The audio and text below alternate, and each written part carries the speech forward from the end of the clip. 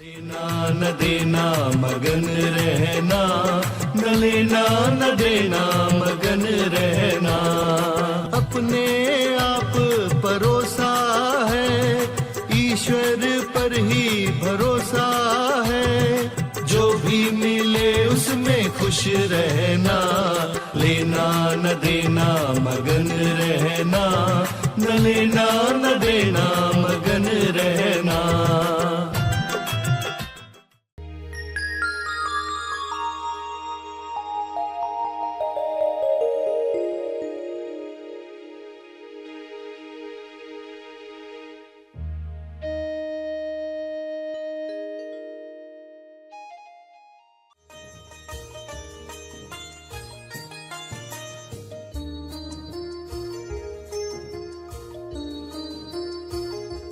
संत रविदास का पसीना कैसे आया? क्योंकि उसका मन, उसकी वाणी और कर्म तीनों में एक निष्ठा थी। एक निष्ठा से आया हुआ पसीना। तेज ज्ञान फाउंडेशन द्वारा आयोजित ध्यान प्रार्थना बीज बोने के लिए आप सबका स्वागत करते हैं। रोज हम सब मिलकर प्रार्थना करते हैं ताकि हम खुद भी स्वस्थ रह पाएं और जो बीमार हैं उन्हें भी हम अपनी प्रार्थना का बल पहुंचा पाएं। तो आइए ग्रहणशील रहते हैं और इस प्रार्थना का लाभ लेते हैं। सभी आंखें बंद करें। आंखें बंद रखकर भी पसीना बहाया जा सकता है। यह शारीरिक पसीना नहीं, यह हृदय से निकाली गई दुआ का पसीना है। प्रिय प्रयास से, नेक इरादे से, नेक इरादे की शक्ति अप्लाई करने की वजह से जो पसीना, जो श्रम मन करने को राजी होता है, उससे जो पसीना बहता है उसमें लोक कल्याण होता है। कर्मों में क्या हो यह समझ हो, प्रज्ञा, नेक इरादा, प्रेम और ये भाव, यह प्रिय प्रयास, यह श्रम सभी को समृद्धि दे, संतुष्टि दे, स्वास्थ्य दे, पवित्रता दे। ऐसे भाव से प्रार्थना करें, दिल से प्रार्थना करें। तेज प्रकाश सब पर किरणें डाल रहा है और उन किरणों से शुद्ध पसीना, पवित्र करने वाला पसीना बह रहा है।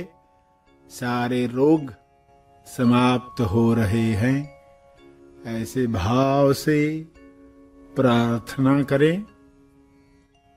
भाव, विचार, वाणी सभी एक तरफ बहेंगे तो शुद्ध पसीना सबको लाभ देगा।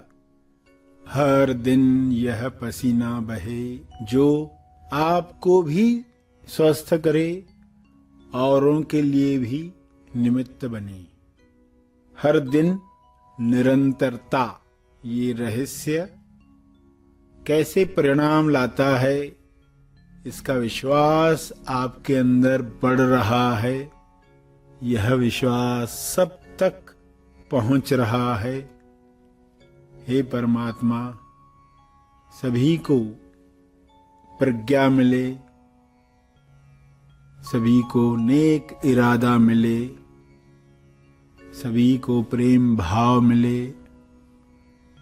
इस भावना से लोग एक दूसरे के लिए निमित्त बने। यह हो रहा है, यह हो चुका है। आपका बहुत बहुत धन्यवाद। विश्व का कोई भी प्राणी मेहनत करने से जी न चुराए, क्योंकि वह मेहनत से निकला पसीना स्वास्थ्य देता है। सभी को स्वास्थ्य मिले, सभी का मंगल हो।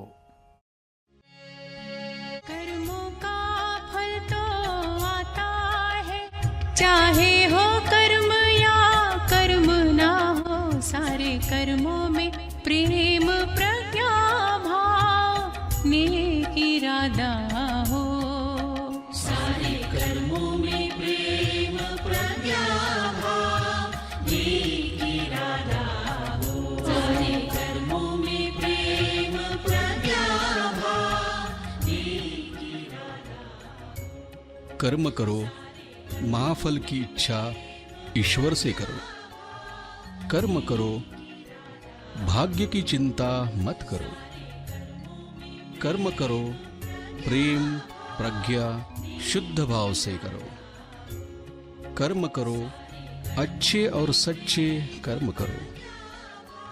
कर्म करो, अकर्ता भाव से कर्म करो। कर्म करो, कर्मात्मा होकर कर्म करो। कर्म करो, सत्य श्रवण मनन का कर्म करो। कर्म करो, साक्षी होकर कर्म करो। सारे कर्मों में प्रेम प्रज्ञा भाव नेक इरादा हो। सच्चा कर्म है दया करना। दया हो दयावान विलीन हो। सच्चा कर्म है भजन गाना। भजन हो गाने वाला विलीन हो। सच्चा कर्म है निष्काम सेवा। सेवा हो सेवादार विलीन हो। सच्चा कर्म सत्य श्रवण करना। श्रवण हो करने वाला विलीन हो। सच्चा कर्म है ध्यान करना। ध्यान हो ध्यान करता विलीन हो।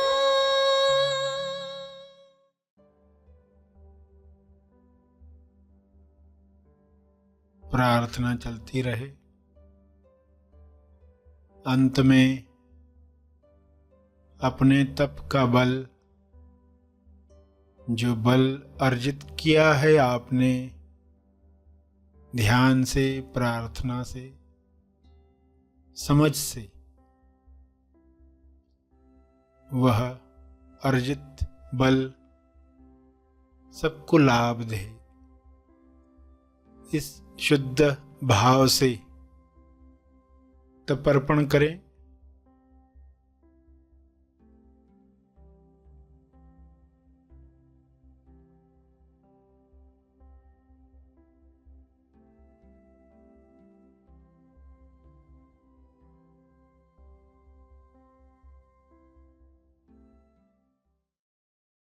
सभी धीरे धीरे आंखें खोलें।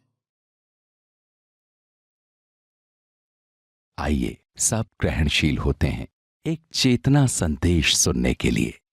संत रैदास, रविदास के नाम से भी लोग जानते हैं। संत मीरा के गुरु संत रैदास, ये चांभार का काम करते थे, चमड़े का काम करते थे, जूते बनाने का काम करते थे। मगर ज्ञान था, भक्ति थी। तो उनकी चर्चा बहुत सुनने के बाद राज्य के राजा ने उनसे मिलने का ठान लिया। वह उनसे मिलने गया।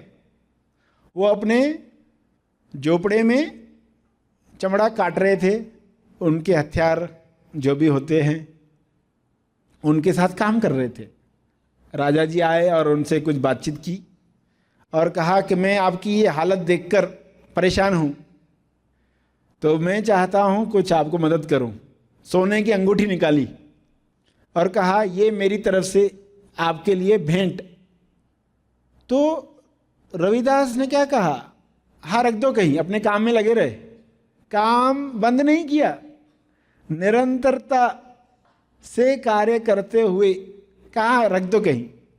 अब वहीं टेबल तो नहीं थी कहाँ, तो राजा ने क्या किया, झोपड़े में घास फूस के अंदर खोस दिया, लकड़ी और घास के बीच में जगह देखकर वहाँ डाल दिया और कहा मैंने यहाँ रखा है।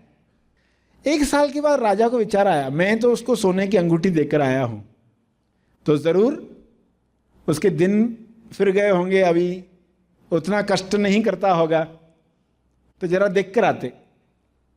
मिलने गया और देखा कि रविदास पसीने से लथपथ कार्य में लगे हुए थे। तो राजा ने कहा अरे आप तो अभी तक कष्ट कर रहे हैं, मैंने आपको सोने की अंगूठी दी थी, वो किधर गई? तो रविदास ने कहा आपने कहाँ रखी थी, देखो। राजा ने देखा अंगूठी उधर ही पड़ी हुई है, ना उससे फेंकने की जरूरत समझी, ना उसको इस्तेमाल करने की जरूरत समझी। संत रविदास अपने काम में मग्न थे। राजा को आश्चर्य हुआ और कहा कि आपने तो सोने की अंगूठी इस्तेमाल ही नहीं की, तो ऐसा क्यों किया? अब ये जब बातचीत चल रही थी तो संत रविदास ने, उनको पसीने आए थे ना, और हाथ गिले थे, चमड़ा गीला कर रहे थे, हाथ गिले थे, और पसीना पोंछने के लिए उनके पास जो हथियार था उसी को ही अपने गाल पर लगाकर उससे पसीना पोंछ लिया। हाथ गिले थे ना, तो उस पसीने को हटाने के लिए उस हथियार से ही।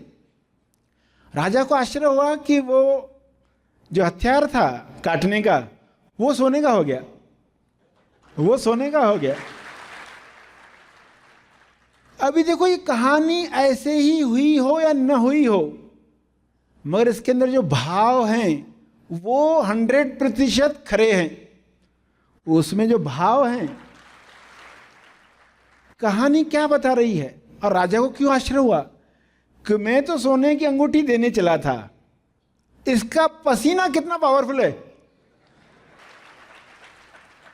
इसको सोने की कैसे कमी। आपका पसीना सोना बना सकता है, आपका पसीना गोल्ड बना सकता है, तो किस चीज की कमी। मगर वो पसीना शुद्ध पसीना हो, उस पसीने को लाने के लिए हम क्या करते हैं। आप भी खुद से पूछो, जब आप रुमाल से पसीना पोंछते हैं तो उसमें कुछ सोने की कण आ जाते हैं क्या? ये कम से कम पूरा गीला भी होता है क्या? इतना पसीना होता है क्या कि वो पूरा गीला भी हो जाए? तो आज की युवा पीढ़ी को तो बहुत बड़ा सबक सीखना है, आज की युवा पीढ़ी को, कि देखो कि आपका पूरा रुमाल गीला तो हो, इतना तो लक्ष्य रखें। हम व्यायाम करें, काम करें, पढ़ाई करें, कि पूरा रुमाल गीला तो हो। ये पसीना, ये निरंतरता का रहस्य है। ये पसीना कैसा हो, किस चीज़ से पसीना आया है, वो उस पर निर्भर है। संत रविदास का पसीना कैसे आया? क्योंकि उसका मन, उसकी वाणी और कर्म तीनों में एक निष्ठा थी। एक निष्ठा से आया हुआ पसीना, एक निष्ठा, अलग अलग नहीं है। इंसान सोच कुछ अलग रहा है, वाणी में कुछ अलग बोल रहा है और करता कुछ और है, तो कौन सा पसीना आएगा? सोना बनने वाला है? कोई सोना नहीं बनने वाला है। एक निष्ठा से आया हुआ पसीना, निरंतरता से। तीनों की साधना संत रविदास ने कर दी। मन पर विजय, वाणी पर कार्य और कर्म निरंतर कर्म से मुंह नहीं मोड़ा, तो ये कार्य से, इस एक निष्ठा से उस पसीने में इतना पावर आ गया। जब कर्म, वाणी और मन सभी में एक निष्ठा आती है।